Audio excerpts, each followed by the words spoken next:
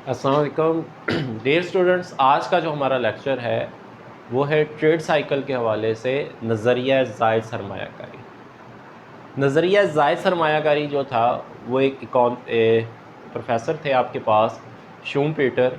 उन्होंने ये नज़रिया ज़ायद सरमायाकारी का जो नज़रिया था वो बयान किया। उन्होंने कहा कि सरमायाकारी के हामिल जो ममालिक होते हैं, यानी कि जिन ममालिक के अंदर सरमायाकारियाँ ज़्यादा होती हैं, उनके अंदर जो ट्रेड साइकिल होता है वो सारे का सारा जो होता है वो ओवर इन्वेस्टमेंट की वजह से होता है। दरअसल हर आजर ताजर प्रोड्यूसर जो होता है वो चाहता है कि पूरी की पूरी जो मार्केट होती है उसको कैप्चर करे। उसके लिए वो क्या करते हैं, ज़ायद सरमायाकारी करते हैं, नई नई इन्वेस्टमेंट करते हैं, जिद्दत और इख्तरात को इस्तेमाल करते हैं, नई टेक्नोलॉजी का इस्तेमाल करते हैं, जिससे आपकी मार्केट के अंदर जो प्रोडक्शंस होती है वो बढ़ जाती है। लोगों के रोज़गार में भी इजाफ़ा होता है, आमदनियों में भी इजाफ़ा होता है। इनको देखकर और लोग भी जो होते हैं वो अपनी इन्वेस्टमेंट्स में इजाफ़ा कर देते हैं। वो भी अपने जो उनके पास जो इन्वेस्टमेंट्स होती हैं उनमें इजाफ़ा करते हैं, अपनी प्रोडक्शन में इजाफ़ा करते हैं, जिसकी वजह से मार्केट के अंदर जो होती है वो एक तेज़ी आ जाती है। लोगों के रोज़गार बढ़ जाते हैं, लोगों के अखराजात बढ़ जाते हैं, लोगों की आमदनी बढ़ती है, ख़र्च बढ़ता है, जिससे मार्केट में मज़ीद डिमांड जो होती है वो क्रिएट होती है। इस डिमांड के क्रिएट होने की वजह से प्राइसेस अप होना शुरू हो जाती है। आजर ताजर को मुनाफा होता है, वो अपने कारोबार मज़ीद बढ़ाना शुरू कर देते हैं। तो यहाँ पर आपके पास ट्रेड साइकिल जो होगा वो पहुँच जाएगा अप साइड पे।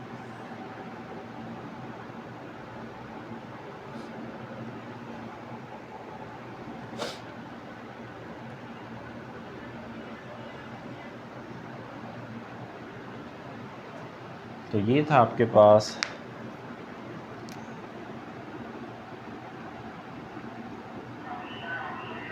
गरम बाज़ारी और ये है आपके पास सर्द बाज़ारी। अब जो सरमायाकारी के हामिल जो ममालिक हैं, जो अपनी इन्वेस्टमेंट्स के अंदर जो है वो इजाफ़ा कर देते हैं, उन ममालिक के अंदर क्या होगा, जब वो अपनी सरमायाकारियाँ बढ़ाएंगे, इन सरमायाकारियों के बढ़ाने की वजह से लोगों के रोज़गार में भी इजाफ़ा हो जाएगा। जब लोगों के रोज़गार में इजाफ़ा होगा तो उनके सर्फी अखराजात के अंदर भी इजाफ़ा होगा, जिसकी वजह से मार्केट में एग्रीगेट डिमांड्स जो होगी वो मज़ीद बढ़ेगी। इस डिमांड को पूरा करने के लिए वो अपनी इन्वेस्टमेंट्स में मज़ीद जो होंगे वो इजाफ़ा करेंगे। और यहाँ पर ये भी बहुत ज़्यादा होता है, ये नई नई टेक्नोलॉजी इस्तेमाल करते हैं, जिद्दत और इख्तरात का इस्तेमाल करते हैं, मार्केट के अंदर नई नई प्रोडक्शन लाने की कोशिश करते हैं, जिससे क्या होता है, मार्केट के अंदर लोगों का जो ख़रीदारी का जो रुझान होता है वो बढ़ जाता है। इस ख़रीदारी के रुझान के बढ़ने की वजह से बिज़नेस जो होता है वो आपका फैलता है। वो जब अपनी इन्वेस्टमेंट्स बढ़ाते हैं तो बहुत सारे और लोगों को भी रोज़गार मिलता है। और फिर जब एक फर्म, एक कारखाना अपने प्रोडक्शंस बढ़ा रहा होता है, मार्केट में अपनी प्रोडक्शन ला कर रख लेता है, उसको कम्पीट करने के लिए जो दूसरे कारखाने होते हैं, जो दूसरी फैक्ट्री होती, वो भी आपकी मार्केट के अंदर जो होती है वो प्रोडक्शन बढ़ा देते हैं। आपने देखा होगा अक्सर मल्टीनेशनल कंपनी है या डिफरेंट जो आपकी कंपनीज होती हैं, जब एक फर्म जो होती है मार्केट में कोई नई प्रोडक्ट लॉन्च करती है तो दूसरी फर्म भी जो होती है उसका नेमल बदल जो होता है तभी जो होती है वो मार्केट में लॉन्च कर देती है। जैसे होंडा गाड़ी का जब भी आपका मॉडल आएगा तो साथ में टोयोटा गाड़ी का भी जो होगा वो मॉडल मार्केट में आ जाएगा। तो ये एक दूसरे के साथ कम्पीट करते हैं आपके, और फिर नई नई उनमें टेक्निक जो होगी वो इन्वॉल्व करने की कोशिश करेंगे, ताकि लोग जो होता है, जो कस्टमर जो उसकी तरफ अट्रैक्ट हो। उससे ये होता है कि मार्केट के अंदर प्रोडक्शन बढ़ती है। उस प्रोडक्शन को पूरा करने के लिए ज़ाहिर सी बात है उनको ज़्यादा वर्कर चाहिए होते हैं। उन वर्कर को फिर जब इस्तेमाल में लेकर आते हैं तो बहुत ज़्यादा लोगों के रोज़गार में भी इजाफा हो जाता है, जिससे मार्केट जो होती है वो आपकी गर्म बाज़ारी में आ जाती है और यहाँ पर जो प्राइसेस होती है वो भी अप होती है।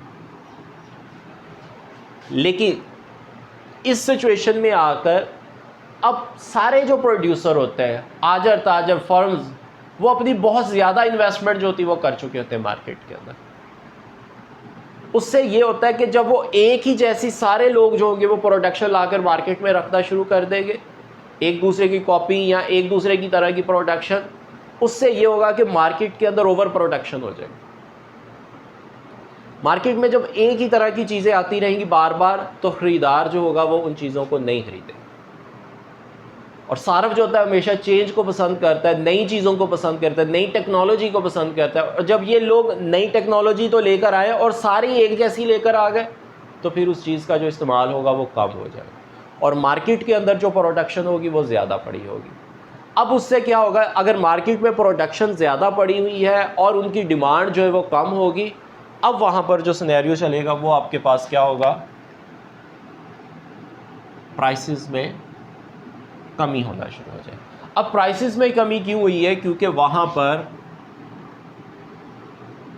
आपकी जो एग्रीगेट सप्लाई जो थी वो एग्रीगेट डिमांड से जो थी वो बढ़ गई। प्रोडक्शन आपकी मार्केट में बढ़ गई है, डिमांड आपकी मार्केट में कम होगी। अब उस सप्लाई को सेल करने के लिए आपको मजबूरन जो प्राइसेस होगी वो कम करना पड़ेगा। जाहिर सी बात है, जब आप प्राइसेस को कम करेंगे तो आजर ताजर का जो मुनाफा होगा वो कम होगा। अब उसके मुनाफे के कम होने की वजह से वो अपनी इन्वेस्टमेंट में भी कमी कर देगी, जिससे लोगों के रोज़गार में भी कमी होगी, लोगों के सर्फी अखराजात में भी कमी हो जाएगी और यहाँ पर प्राइसेस भी जो होंगी वो कम हो जाएगी। तो यही जो सिनेरियो होगा, चलता चलता गर्म बाज़ारी से जो स्टार्ट हुआ था ये आहिस्ता आहिस्ता चलता चलता सर्द बाज़ारी के अंदर आ जाएगा। तो इसका मतलब है कि अगर वो ज़्यादा इन्वेस्टमेंट करते हैं तो उससे आपकी गर्म बाज़ारी भी पैदा हो रही है, लेकिन जब एक्स्ट्रा आपकी इन्वेस्टमेंट हो जाएगी, मार्केट में एक ही तरह की चीज़ें बार बार आती जाएंगी, तो यही आपका जो सर्कल होगा वो सर्द बाज़ारी की तरफ मूव कर जाएगा। तो इसका मतलब है कि जब भी आपकी ओवर इन्वेस्टमेंट होगी तब आपको जो ट्रेड साइकिल जो होगा वो मार्केट के अंदर जो होगा वो ज़रूर नज़र आएगा। जैसा कि हमने देखा है कि गर्म बाज़ारी के अंदर ओवर इन्वेस्टमेंट का फ़ायदा भी हुआ। ओवर इन्वेस्टमेंट का फ़ायदा क्या हुआ कि लोगों ने जब ज़ायद सरमायाकारियाँ की हैं तो लोगों को रोज़गार भी मिला, लोगों की आमदनियों में भी इजाफ़ा हुआ। अगर आमदनियों में इजाफ़ा हुआ तो उनके सर्फी अखराजात में भी इजाफ़ा हुआ। फिर उस डिमांड को पूरा करने के लिए फर्म्स और आपकी जो इंडस्ट्री थी उन्होंने अपनी इन्वेस्टमेंट्स में मज़ीद इजाफ़ा कर दिया, क्योंकि मार्केट में डिमांड क्रिएट हो रही थी। लेकिन जब उन्होंने एक ही तरह की सभी ने एक ही तरह की प्रोडक्शन मार्केट में लाकर रखना शुरू कर दी, तब वहाँ पर जाकर जो थी लोगों की जो कंजम्पशंस थी वो कम होना शुरू हुई। लोगों ने खर्च करना कम कर दिया। लोगों ने खर्च इसलिए कम किया क्योंकि एक ही तरह की प्रोडक्शन आ रही थी। अब जब उन्होंने खर्च कम किया, मार्केट में उस चीज़ की डिमांड कम होगी और सप्लाई जो थी वो ज़्यादा होगी। अब सप्लाई ज़्यादा होने से क्या हो गया आपका कि मार्केट के अंदर प्रोडक्शन ज़्यादा है, डिमांड कम है, तो मजबूरन फर्म और इंडस्ट्री को जो थे वो अपने रेट के अंदर जो थे प्राइसेस के अंदर कमी करना पड़ी, ताकि मार्केट के अंदर जो उनका स्टॉक पड़ा हुआ वो सेल आउट हो सके।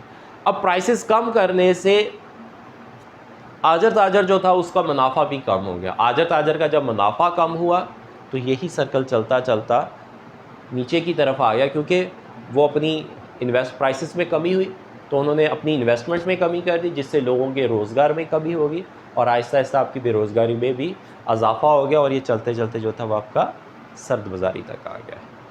ये था हमारा आज का टॉपिक कि हमारा ट्रेड साइकिल के हवाले से, तिजारती चक्कर के हवाले से, कि अगर मार्केट के अंदर ओवर इन्वेस्टमेंट होती है तो उसके क्या सूरत हाल नज़र आती है। उसमें गर्म बाज़ारी भी हमने देख ली और उसके अंदर हमने सर्द बाज़ारी भी ले ली। तो डायग्राम के मुताबिक वाई एक्सिस के ऊपर आपने कौमी आमदनी को लिया और एक्स एक्सिस के ऊपर आपके पास जो था वो टाइम फ्रेम था आपके पास। ट्रेड साइकिल में अप्स एंड डाउन्स आते रहते हैं। गर्म बाज़ारी है, यहाँ पे सिकुड़ाव होता है, आहिस्ता आहिस्ता बहुत नीचे आती है। सर्द बाज़ारी है, लेकिन सर्द बाज़ारी के भी हालात जो होते हैं वो हमेशा नहीं रहते होते। फिर यही जो ट्रेंड होता है, कोई नई टेक्निक आ जाती है, कोई नई इन्वेस्टमेंट हो जाती है, यही सिनेरियो जो होगा वो आपका आहिस्ता आहिस्ता चलते चलते फैलाव में आएगा और फैलाव से बढ़ता हुआ ये आपका गर्म बाज़ारी में चला जाएगा। ये था हमारा आज का लेक्चर कि नज़रिया ज़ायद सरमायाकारी तिजारती चक्कर के अंदर जो है वो अपना रोल क्या अदा करती है। तो अपना बहुत सारा ख्याल रखिएगा। अल्लाह हाफिज़।